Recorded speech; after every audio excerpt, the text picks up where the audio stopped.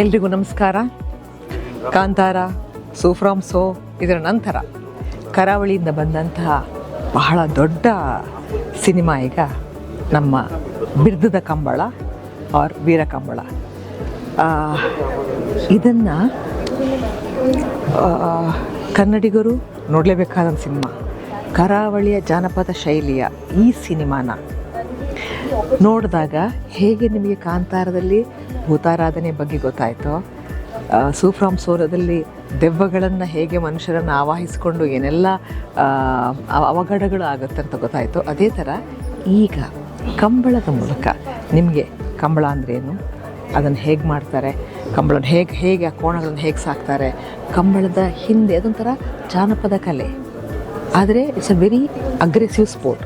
ಅಂಥದ್ರಲ್ಲಿ ನಾವು ಕ್ರಿಕೆಟಲ್ಲಿ ಹೇಗೆ ಬೆಟ್ಟಿಂಗ್ಗಳಿರುತ್ತೋ ಹಾಗೆ ನಮ್ಮ ಕಂಬಳಕ್ಕೆ ಸಂಬಂಧಪಟ್ಟ ಹಾಗೆ ಜನ ಮಂಗಳೂರಿನ ಕೋಳಿ ಅಂಕಕದಲ್ಲೂ ಬೆಟ್ಟಿಂಗ್ ಮಾಡ್ತಾರೆ, ಕಂಬಳದಲ್ಲೂ ಬೆಟ್ಟಿಂಗ್ ಮಾಡ್ತಾರೆ. ಆದರೆ ಅದನ್ನು ಒಂದು ದೊಡ್ಡ ಜಾನಪದ ಕಲೆ ಅನ್ನೋ ಲೆಕ್ಕದಲ್ಲಿ ಇಡೀ ತುಳುನಾಡು ಆ ಕಲೆಯನ್ನು ಉಳಿಸ್ಕೊಳ್ಳೋಕ್ಕೆ ಕಷ್ಟಪಡ್ತಾ ಇದೆ.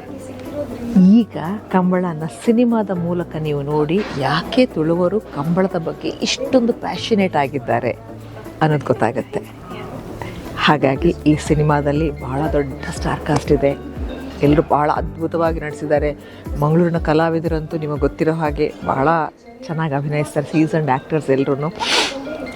ಪ್ರಕಾಶ್ ರೈ, ರವಿಶಂಕರ್ ಸರ್ ಇದ್ದಾರೆ, ಬಾಬು ರಾಜನ್ ಸಿಂಗ್ ಅವ್ರ ಮಗ ಆದಿತ್ಯ ಇದ್ದಾರೆ. ತುಂಬ ಒಳ್ಳೆ ಸ್ಟಾರ್ ಕಾಸ್ಟ್ ಇದೆ. ಇವರೆಲ್ಲರನ್ನ ಒಳಗೊಂಡ ಈ ವೀರ ಕಂಬಳ ಅಥವಾ ಬಿರ್ದದ ಕಂಬಳ ನಿಮ್ಮ ಮುಂದೆ ಬರ್ತಾ ಇದೆ. ದಯವಿಟ್ಟು ಎಲ್ಲರೂ ನೋಡಿ ಈ ಸಿನಿಮಾನ ಇನ್ನೊಂದು ದೊಡ್ಡ ಸಿನಿಮಾ ಮಾಡೋಣ. Thank you.